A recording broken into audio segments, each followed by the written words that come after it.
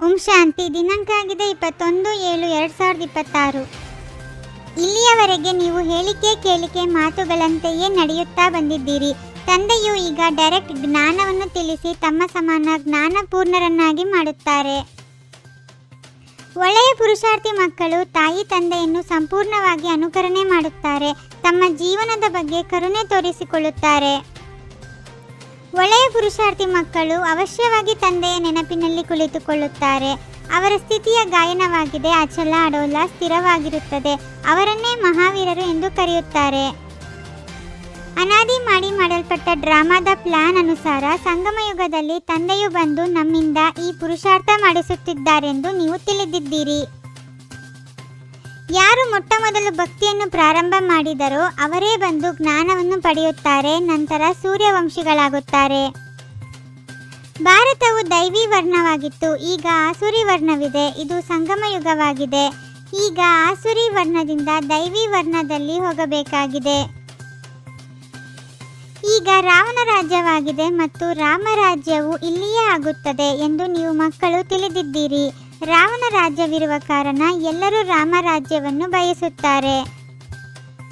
ಬ್ರಹ್ಮ ತಂದೆಯೂ ಸಹ ನಾನು ಪುರುಷಾರ್ಥ ಮಾಡುತ್ತೇನೆಂದು ಹೇಳುತ್ತಾರೆ. ಮಕ್ಕಳು ಒಬ್ಬರಿಗೊಬ್ಬರು ಎಚ್ಚರಿಕೆಯನ್ನು ಕೊಟ್ಟುಕೊಂಡು ಉನ್ನತಿಯನ್ನು ಪಡೆಯಬೇಕಾಗಿದೆ. ಭಗವಾನ್ ವಾಚ, ನಾನು ನಿಮಗೆ ಓದಿಸಿ 21 ಜನ್ಮಗಳಿಗೆ ಸ್ವರ್ಗದ ಮಾಲೀಕರನ್ನಾಗಿ ಮಾಡುತ್ತೇನೆ. ಸೂರ್ಯವಂಶಿ ಚಂದ್ರವಂಶಿ ಮನೆತನಗಳು ಅವಶ್ಯವಾಗಿ ಸ್ಥಾಪನೆಯಾಗುತ್ತದೆ.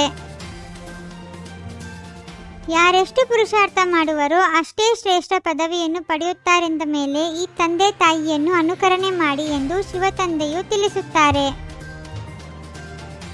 ಬ್ರಾಹ್ಮಣರ ರಾತ್ರಿಯಾಗಿದೆ ಮತ್ತೆ ನೀವು ಬ್ರಾಹ್ಮಣರಿಂದ ದೇವತೆಗಳಾಗುತ್ತೀರಿ.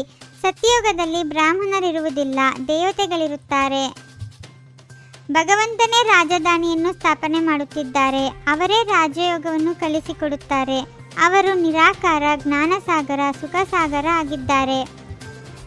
ಮೊದಲು ನೀವು ನಿಮ್ಮನ್ನು ದೇಹವೆಂದು ತಿಳಿದಿದ್ದೀರಿ, ಈಗ ತಮ್ಮನ್ನು ದೇಹಿ ಎಂದು ತಿಳಿಯುತ್ತೀರಿ. ಈ ಎಚ್ಚರಿಕೆಯನ್ನು ತಂದೆಯೇ ಕೊಡುತ್ತಾರೆ. ಮಕ್ಕಳೇ, ದೇಹಿ ಅಭಿಮಾನಿಗಳಾಗಿ. ವಿಕರ್ಮ ಮಾಡಿಸುವುದು ಮಾಯೆಯಾಗಿದೆ, ಅದರ ಮೇಲೆ ವಿಜಯ ಗಳಿಸಬೇಕು. ಆದ್ದರಿಂದ ಹನುಮಂತ ಮಹಾವೀರನ ಕಥೆ ಇದೆ. ನೀವು ಹನುಮಂತ ಮಹಾವೀರರಾಗಿದ್ದೀರಿ.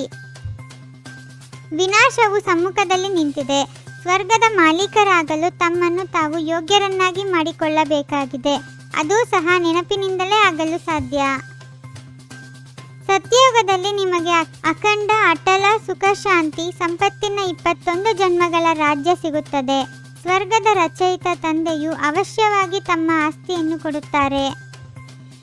ಆತ್ಮಿಕ ವಿದ್ಯೆಯನ್ನು ಓದಿ ಸತ್ಯ ಸಂಪಾದನೆಯನ್ನು ಮಾಡಿಕೊಳ್ಳಬೇಕು ಮತ್ತು ಅನ್ಯರಿಗೆ ಮಾಡಿಸಬೇಕಾಗಿದೆ.